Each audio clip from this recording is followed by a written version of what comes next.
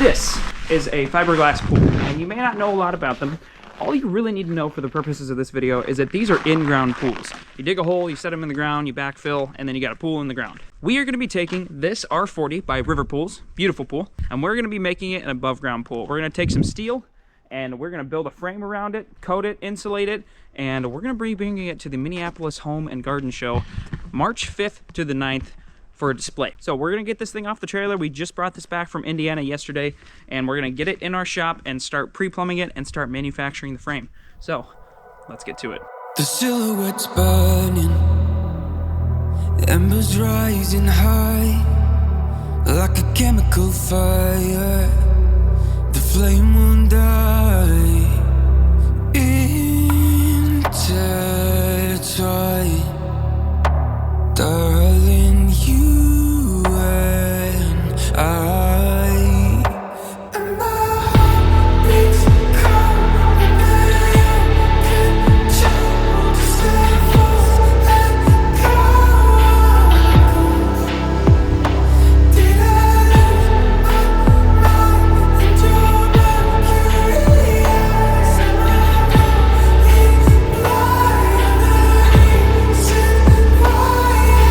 barely scratching the surface. This obsession of mine is fueling the furnace. I'm up all night and we're intertwined. Darling, you and my heart beats cold under your control. Just let go.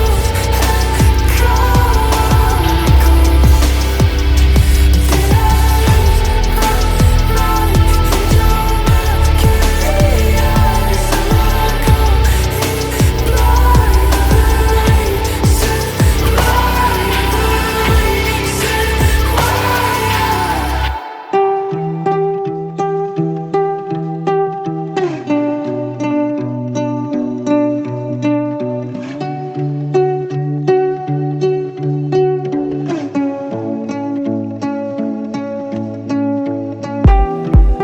see the fire in your cold eyes, breaking free from the long night.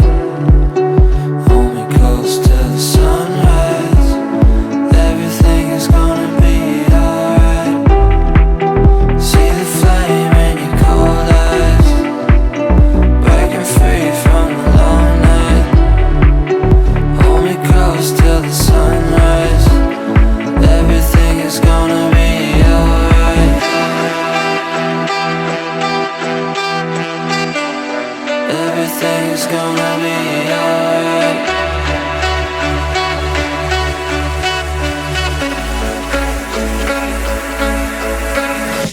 All right, so the frame is pretty much all manufactured. We're still bracing up a little bit of stuff there, but we are getting ready to switch gears over to pre-plumbing. We got to put in a couple returns. Instead of a skimmer like we normally do, we're actually gonna put in some main drains. We don't really ever do main drains, but just to kind of keep things condensed and in the whole metal frame of everything, we're gonna do main drains because the skimmer sticks out a couple feet.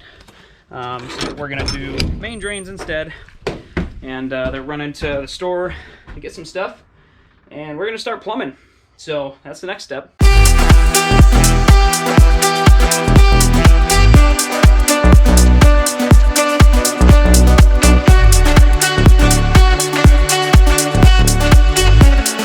Everything is gonna be alright.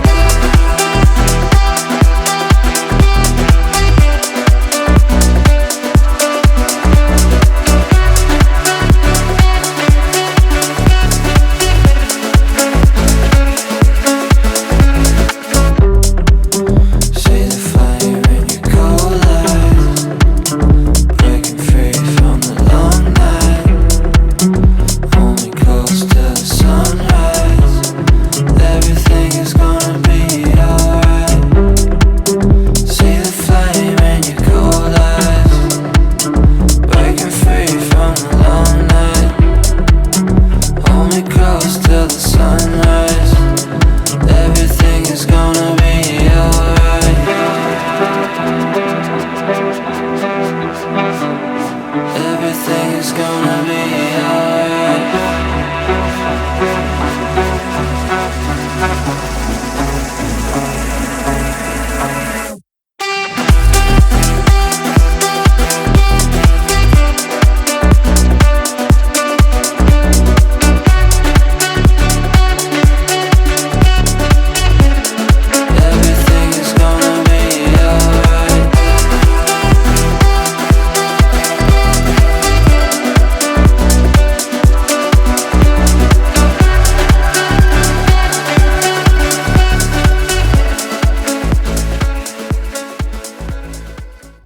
All right, so this morning we had this fiberglass pool sitting on a frame underneath it, a platform, and now this thing is pretty much becoming its own full above ground pool unit.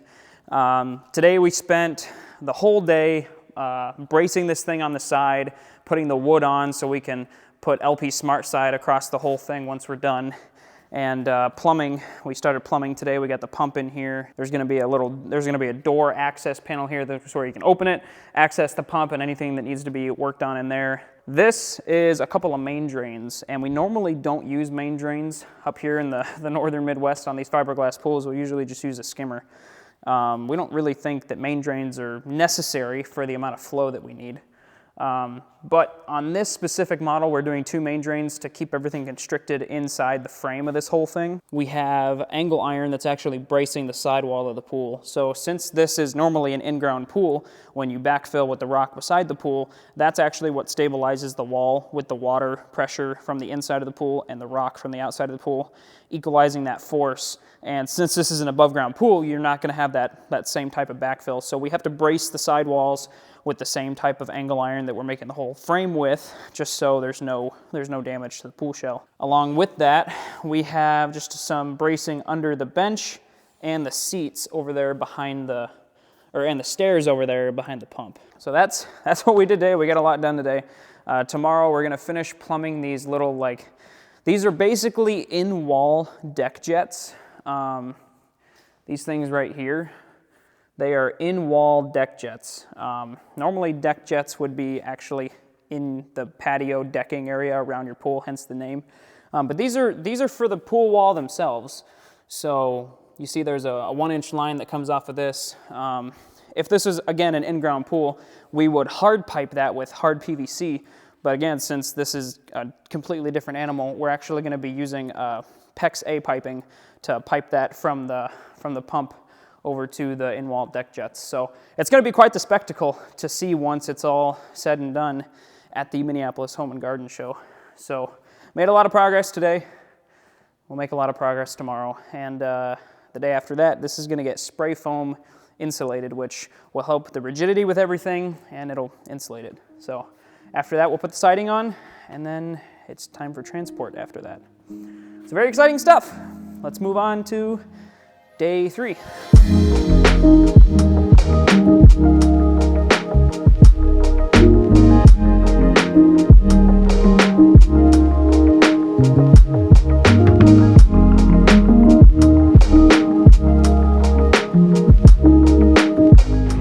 Pipe dope, Teflon tape, and silicone. Yep. You are determined. 2 wrongs don't make a right, but 3 do. With an O-ring. Oh, you just cancel it again. It's wrong now.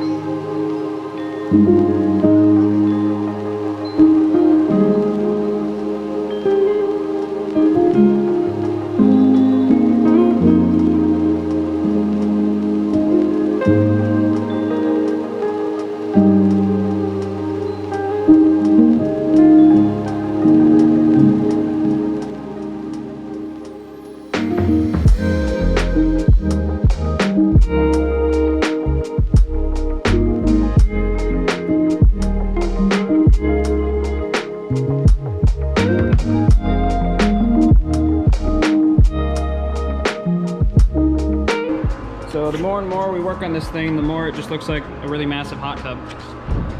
Fill the inside with water, getting it sided, we'll get it trimmed out. Getting the door put on here on the front. It was spray foam this morning. Hardened up pretty quick. Nice and insulated and rigid. And yeah, pretty much just a big hot tub. And you wouldn't be able to tell us otherwise because we could heat it just as much as a hot tub could. So.